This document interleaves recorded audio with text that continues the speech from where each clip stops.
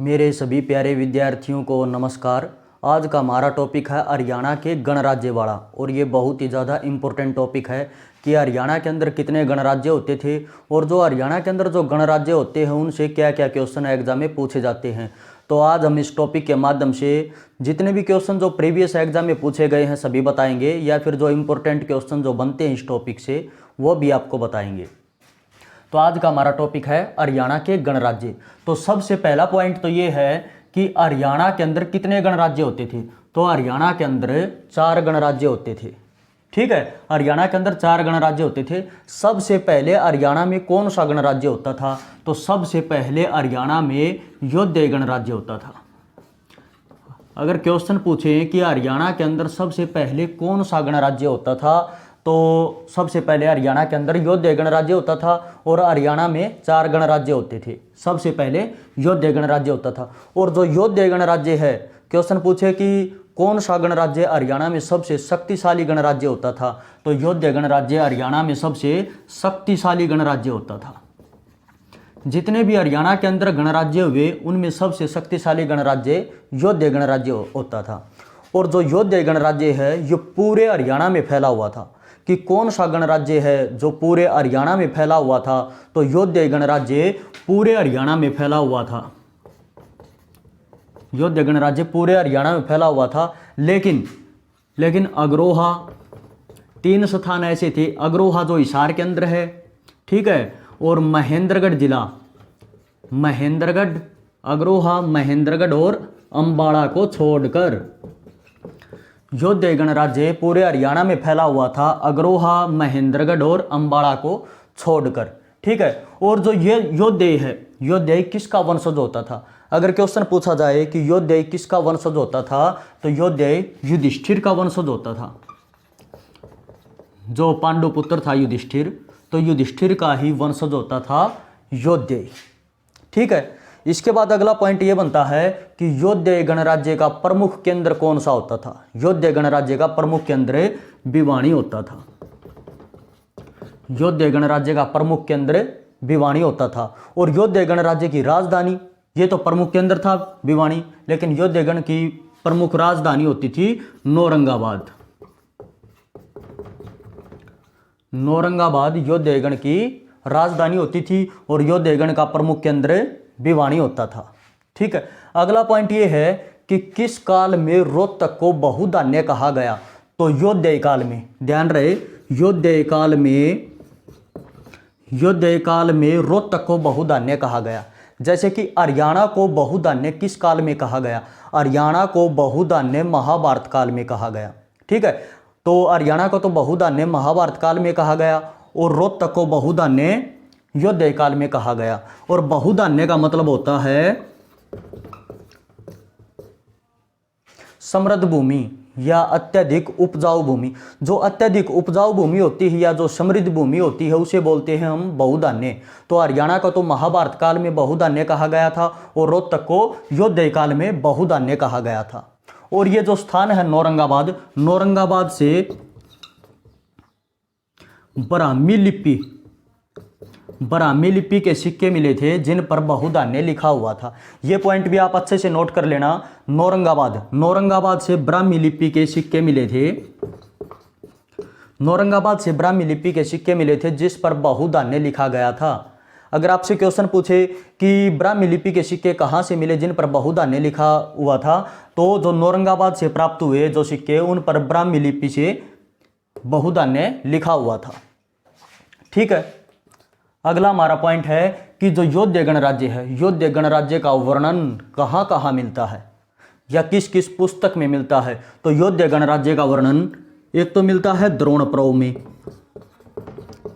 जो महाभारत है, महाभारत में 18 अध्याय हैं। ध्यान रहे, जो 18 अध्याय हैं, अध्याय को ही पर्व बोलते हैं। अगर क्वेश्चन पूछे कि महाभारत में कितने पर्व हैं, तो 18 पर्व हैं। अध्याय पूछे तो 18 अध्याय हैं। तो द्रोण पर्व में भी योध्याई गणराज्य का वर्णन मिलता है। द्रोण पर्व का मतलब है कि वह पर्व, वह अध्याय जिसमें द्रोणाचार्य सेनापति था। ठीक है, जब युद्ध हुआ तो तब जब द्रोणाचार्य सेनापति रहा तो उसे बोलते हैं द्रोण पर्व। तो द्रोण पर्व में योध्याई गणराज्य का वर्णन मिलता है। और एक पाणिनि ऋषि की पुस्तक है जिसका नाम है अष्टाध्यायी। पाणिनि ऋषि की पुस्तक अष्टाध्यायी में भी योध्य गणराज्य का वर्णन मिलता है। और एक जूनागढ़ अभिलेख, जूनागढ़ अभिलेख, और एक है विजयागढ़ अभिलेख। ठीक है, तो योध्य गणराज्य का वर्णन द्रोण पर्व में मिलता है, पाणिनि ऋषि की पुस्तक अष्टाध्यायी में मिलता है, और जूनागढ़ अभिलेख में मिलता है, और विजयागढ़ अभिलेख में मिलता है। ये जो जूनागढ़ है, जूनागढ़ गुजरात में पड़ता है। ठीक है, और जो ये विजयागढ़ है ये राजस्थान में पड़ता है। ये जो योद्धे हैं, योद्धों की दो लड़ाई हुई थी, जो प्रसिद्ध लड़ाई थी। तो योद्धों की लड़ाई हुई थी, कुषाण शासक था, कुषाण शासक कड़फिसिस के साथ, कुषाण शासक कड़फिसस के साथ। क्वेश्चन पूछे कि योद्धों की कितनी लड़ाई हुई थी, तो योद्धों की दो लड़ाई हुई थी। तो एक लड़ाई कुषाण शासक कड़फिसिस के साथ हुई थी जिसमें योद्धे जीत गए थे और कुषाण शासक कड़फिसिस हार गया था। फिर दूसरी लड़ाई हुई, योद्धों की दूसरी लड़ाई हुई कुषाणों के साथ, तब कुषाण शासक था कनिष्क। दूसरी लड़ाई हुई तो उसमें कुषाण शासक था कनिष्क, और कुषाण शासक कनिष्क ने योद्धों को हरा दिया था। ठीक है, एक पॉइंट और है इंपॉर्टेंट कि हरियाणा से योद्धों का पतन किसने किया। हरियाणा से योद्धों का पतन किसने किया, तो हरियाणा से योद्धों का पतन एक गुप्त काल का शासक था जिसका नाम था समुद्रगुप्त। समुद्रगुप्त गुप्त काल का शासक था जिसे भारत का नेपोलियन भी कहते हैं। तो इसने हरियाणा से योद्धों का पतन करने का काम किया था। अगर एग्जाम में क्वेश्चन पूछा जाए कि हरियाणा के अंदर से योद्धों का पतन किसने किया था, तो गुप्त काल शासक समुद्रगुप्त ने हरियाणा से योद्धों का पतन किया था। ठीक है, और अगला पॉइंट ये है कि योध्य गणराज्य का प्रमुख राजा कौन होता था। योध्य गणराज्य का प्रमुख राजा कार्तिकेय होता था। योध्य गणराज्य का प्रमुख राजा कार्तिकेय होता था।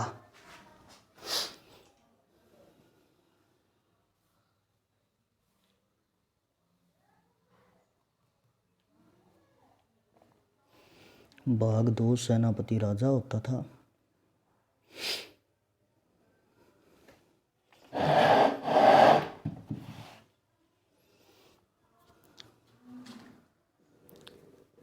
दो भाग थे। योध्य गणराज्य की टकसालों की तुलना।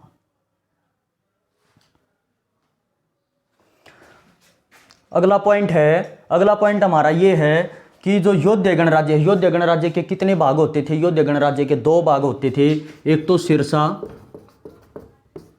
और एक रोहतक। योध्य गणराज्य के दो भाग होते थे, सिरसा और रोहतक। और जो योध्य गणराज्य की जो टकसालें थी, योध्य गणराज्यों की टकसालों की तुलना किससे की जाती है, ये क्वेश्चन भी एग्जाम में पूछा जाता है। तो योध्य गणराज्यों की टकसालों की तुलना रोम की टकसालों से की जाती है। योध्य गणराज्यों की टकसालों की तुलना रोम की टकसालों से की जाती है। एक बार एग्जाम में क्वेश्चन आया कि योध्य गणराज्य में योध्य गणराज्य का सेनापति कौन होता था। तो योध्य गणराज्य का सेनापति स्वयं राजा होता था। योध्य गणराज्य का सेनापति स्वयं राजा होता था। और योध्यकालीन सिक्के सबसे पहले कहाँ खोजे गए और किसके द्वारा खोजे गए, तो उत्तर प्रदेश में एक स्थान है सहारनपुर। उत्तर प्रदेश में पड़ता है ये सहारनपुर। तो सहारनपुर से 1834 में, तो योध्यकालीन सिक्के सबसे पहले उत्तर प्रदेश के सहारनपुर में 1834 में एक अंग्रेज अधिकारी था जिसका नाम था कोटले। ये क्वेश्चन भी एग्जाम में बहुत बार पूछा जाता है और बहुत ज़्यादा इंपॉर्टेंट क्वेश्चन है ये। तो सहारनपुर से योध्यकालीन सिक्के 1834 में कोटले नामक अंग्रेज अधिकारी द्वारा खोजे गए थे। अब बात करते हैं हरियाणा में। हरियाणा में जो योध्यकालीन सिक्के हैं वो कहाँ से खोजे गए, तो हरियाणा में योध्यकालीन सिक्के सोनीपत से खोजे गए। किसके द्वारा, एक इतिहासकार था जिसका नाम था कनिंगम। ठीक है, तो कनिंगम नामक इतिहासकार द्वारा सोनीपत से योध्यकालीन सिक्के खोजे गए थे। ठीक है, और रोहतक के अंदर एक स्थान है खोखराकोट। तो ये भी आप पॉइंट नोट कर लेना। रोहतक के अंदर जो खोखरा कोट है, तो रोहतक के अंदर जो खोखरा कोट है वहां से भी साँचे मिले। योद्धकालीन साँचे हरियाणा में कहाँ से प्राप्त हुए? तो योद्धकालीन साँचे जो रोहतक के अंदर जो खोखरा कोट है वहां से मिले, योद्धकालीन साँचे। ठीक है, और खोखरा कोट से इंडो ग्रीक सिक्के भी मिले। यह भी क्वेश्चन पूछा जाता है कि हरियाणा में इंडो ग्रीक सिक्के कहाँ से मिले? तो हरियाणा में इंडो ग्रीक सिक्के रोहतक के खोखरा कोट से मिले। योद्धकालीन साँचे हरियाणा में कहाँ से मिले? तो योद्धकालीन साँचे रोहतक के खोखरा कोट से मिले। ठीक है, और ये जो नौरंगाबाद है, जो भिवानी में पड़ता है नौरंगाबाद, तो नौरंगाबाद से योद्धकालीन मोहरे भी मिली। अब बात कर रहे हैं हम मोहरे। तो हरियाणा के जो नौरंगाबाद है, भिवानी के अंदर जो नौरंगाबाद पड़ता है वहाँ से योद्धकालीन मोहरे भी मिली। और नौरंगाबाद के अंदर नौरंगाबाद से ब्राह्मी लिपि के सिक्के मिले जिस पर बहुधान्य लिखा हुआ था। ये पॉइंट भी आप अच्छे से नोट कर लेना। ठीक है, अगला हमारा गणराज्य है अगर गणराज्य। अगला हमारा गणराज्य है अगर गणराज्य। तो अगर गणराज्य कौन सी शताब्दी में था? अगर गणराज्य 9वीं शताब्दी में था। अगर गणराज्य 9वीं शताब्दी में था। ठीक है, यह भी पॉइंट पूछा जाता है कि अगर गणराज्य कौन सी शताब्दी में था? 9वीं शताब्दी में था। अगर गणराज्य की राजधानी कौन सी होती थी? अगर गणराज्य की राजधानी अग्रोहा होती थी। अग्रोहा जो हिसार के अंदर है, तो 9वीं शताब्दी में अगर गणराज्य की राजधानी अग्रोहा होती थी। अग्रोहा को किसने बसाया था? अग्रोहा को महाराजा अग्रसेन ने बसाया था। अग्रोहा को महाराजा अग्रसेन ने बसाया था। एक बार एग्जाम में क्वेश्चन पूछा गया कि अग्रोहा पूरे भारत में किसके लिए जानी जाती है या किसके लिए प्रसिद्ध थी? तो महाराजा अग्रसेन के लिए अग्रोहा पूरे भारत में प्रसिद्ध थी, क्योंकि अग्रोहा को महाराजा अग्रसेन ने बसाया था और 9वीं शताब्दी में अगर गणराज्य की राजधानी होती थी। ठीक है, अब अगला पॉइंट है कि जो अगर गणराज्य है, तो अगर गणराज्य के जो सिक्के वो कहाँ कहाँ से मिले? तो अगर गणराज्य के सिक्के बरवाड़ा जो हिसार के अंदर है यहाँ से मिले 9 सिक्के। ठीक है, और जो अग्रोहा है, अग्रोहा से मिले 51 सिक्के। तो ये पॉइंट भी आप अच्छे से नोट कर लेना। अगर गणराज्य के 9 सिक्के तो मिले बरवाड़ा से, बरवाड़ा जो हिसार के अंदर है, और अगर गणराज्य के 51 सिक्के मिले अग्रोहा से। ठीक है, और अगला पॉइंट है अग्रोहा से एक ईंट मिली। अग्रोहा से एक ईंट मिली जिस पर 7 स्वर लिखे हुए थे।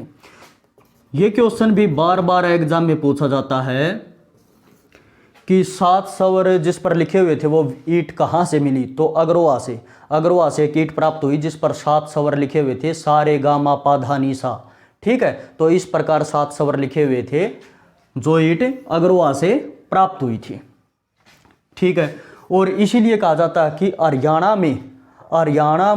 हरियाणा के हर घर में संगीत कब आ गया था? तो हरियाणा के हर घर में संगीत 9वीं शताब्दी में आ गया था। ये भी आप अच्छे से नोट कर लेना, क्योंकि ये पॉइंट भी एग्जाम में पूछा जा चुका कि हरियाणा में हर घर में संगीत कौन सी शताब्दी में आया? तो 9वीं शताब्दी में आया। और 9वीं शताब्दी में अग्रोहा से एक ईंट प्राप्त हुई जिस पर 7 स्वर लिखे हुए थे, सा रे गा मा पा धा नी सा।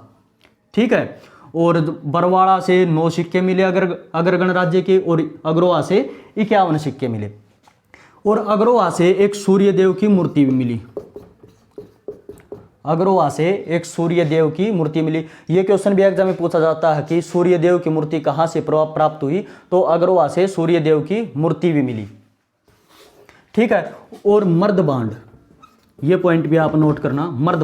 मर्दबांड बोलते हैं मिट्टी के बर्तन को। ठीक है, कई बार एग्जाम में सीधा मर्दबांड आ जाता है, तो मर्दबांड का मतलब होता है मिट्टी के बर्तन। ठीक है, मर्दबांड का मतलब मिट्टी के बर्तन।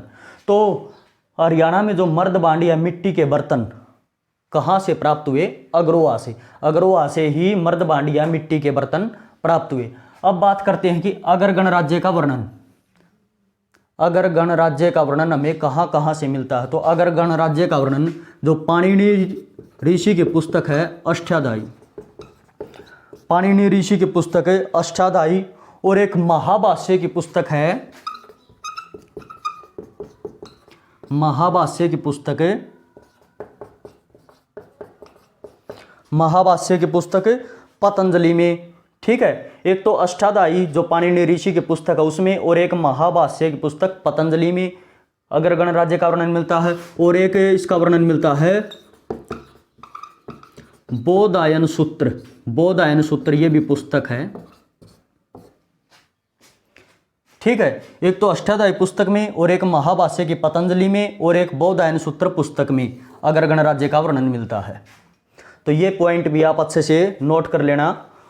और अगला पॉइंट है इसी से रिलेटेड कि अगर गणराज्य का प्रमुख शासक कौन था। जितने भी हरियाणा के अंदर गणराज्य हुए उनसे क्वेश्चन पूछ सकते हैं कि इसका प्रमुख शासक कौन था या प्रमुख राजा कौन था।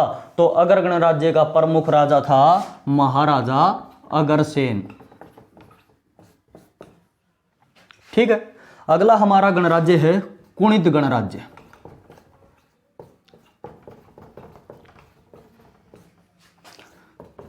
अगला हमारा गणराज्य है कुणिद गणराज्य। कुणिद गणराज्य की राजधानी कौन सी होती थी, या कुणिद गणराज्य कहां पर होता था। तो कुणिद गणराज्य अंबाड़ा में होता था। ठीक है, कुणिद गणराज्य अंबाड़ा में होता था। ठीक है, तो अगला पॉइंट हमारा ये है कि कुणिद गणराज्य अंबाड़ा में होता था, और कुणिद राज्य के सिक्के या कुणिद कालीन या कुणिद गणराज्य के सिक्के कहां कहां से प्राप्त हुए। तो कुणिद गणराज्य के सिक्के, एक तो स्थान है शुद्ध, शुद्ध पड़ता है यमुनानगर के जगाधरी में। ठीक है, और एक स्थान है बुडिया, बुडिया स्थान है यमुनानगर जिले में। ठीक है, और एक करनाल। क्वेश्चन पूछेंगे कुणिद कालीन सिक्के हमें हरियाणा से कहां कहां से प्राप्त हुए। कुणिद गणराज्य के सिक्के या कुणिद कालीन सिक्के हरियाणा में हमें कहां कहां से प्राप्त हुए। तो एक स्थान है शुद्ध जो यमुनानगर जिले के जगाधरी में पड़ता है, और एक स्थान है बुडिया जो यमुनानगर जिले में पड़ता है, और एक स्थान है करनाल। ठीक है, तो ये वो स्थान है जहां से कुणिद गणराज्य के सिक्के मिलते हैं। और कुणिद गणराज्य हरियाणा में कहां पर था। क्वेश्चन पूछेंगे कि कुणिद गणराज्य हरियाणा में कहां पर था। तो कुणिद गणराज्य रहेगा हमारा अंबाड़ा के अंदर। ठीक है, और अगला पॉइंट हमारा, हाँ, कुणिद गणराज्य का प्रमुख राजा कौन होता था। यह पॉइंट भी आप नोट कर लेना। कुणिद गणराज्य का प्रमुख राजा, तो कुणिद गणराज्य का प्रमुख राजा नागवंश से संबंधित होता था, नागवंश से संबंधित। ठीक है, कुणिद गणराज्य का प्रमुख राजा नागवंश से संबंधित होता था। ठीक है, अगला हमारा गणराज्य है, अगला हमारा गणराज्य है अर्जुनायन गणराज्य। अगला हमारा गणराज्य है अर्जुनायन गणराज्य। ठीक है, अर्जुनायन गणराज्य योद्धा गणराज्य हो गया। ठीक है, अगर गणराज्य हो गया, कुणिद गणराज्य हो गया, अब है अर्जुनायन गणराज्य। तो अर्जुनायन गणराज्य हरियाणा में कहां पर था। तो अर्जुनायन गणराज्य हरियाणा में महेंद्रगढ़ में था। ठीक है, देखो मैंने आपको सबसे पहले बताया था कि योद्धा गणराज्य पूरे हरियाणा में फैला हुआ था, अग्रोहा, अंबाड़ा और महेंद्रगढ़ को छोड़कर। ठीक है, क्योंकि अग्रोहा में अगर गणराज्य था, और अंबाड़ा में कुणिद गणराज्य था, और महेंद्रगढ़ में है अर्जुनायन गणराज्य। ठीक है, तो इसमें पॉइंट है कि अर्जुनायन गणराज्य का प्रमुख राजा कौन होता था। अर्जुनायन गणराज्य का प्रमुख राजा अर्जुन होता था। ठीक है, अर्जुनायन गणराज्य का प्रमुख राजा अर्जुन होता था। ठीक है, अर्जुनायन गणराज्य का वर्णन हमें कहां कहां मिलता है। तो अर्जुनायन गणराज्य का वर्णन हमें पाणिनि ऋषि की पुस्तक अष्टाध्यायी, ठीक है, पाणिनि ऋषि की पुस्तक अष्टाध्यायी पुस्तक में वर्णन मिलता है। और हमें मिलता है जो समुद्रगुप्त का एक दरबारी कवि था जिसका नाम था अरिसेन। जो गुप्त काल का शासक समुद्रगुप्त था उसका दरबारी कवि था जिसका नाम था अरिसेन। तो समुद्रगुप्त ने कवि अरिसेन से लिखवाया था ये प्रयाग प्रस्ति पत्र 200 ईस्वी में। ठीक है, तो एक इसका वर्णन मिलता है प्रयाग प्रशस्ति। ठीक है, तो अर्जुनायन गणराज्य का वर्णन हमें पाणिनि ऋषि की पुस्तक अष्टाध्यायी में मिलता है, और जो समुद्रगुप्त का जो दरबारी कवि था हरिसेन, ये भी पॉइंट एग्जाम में पूछा जाता है कि प्रयाग प्रस्ति पत्र किसने लिखा था, तो दरबारी कवि हरिसेन द्वारा लिखा गया था, जो समुद्रगुप्त के दरबार में था। ठीक है, एक पॉइंट आप और नोट करना कि अर्जुनायन गणराज्य ने कुषाणों को किसके साथ मिलकर हराया, तो अर्जुनायन गणराज्य ने योद्धयों के साथ मिलकर, यह पॉइंट भी एग्जाम में पूछा जाता है कि अर्जुनायन गणराज्य ने कुषाणों को किसके साथ मिलकर हराया, तो अर्जुनायन गणराज्य ने योद्धयों के साथ मिलकर कुषाणों को हराया था, कुषाणों को हराया था। ठीक है, अच्छे से नोट कर लिया। ठीक है, तो हमारा सबसे पहले था योद्ध गणराज्य, उसके बाद था अगर गणराज्य, और उसके बाद था कुणित गणराज्य, और उसके बाद है हमारा अर्जुनायन गणराज्य।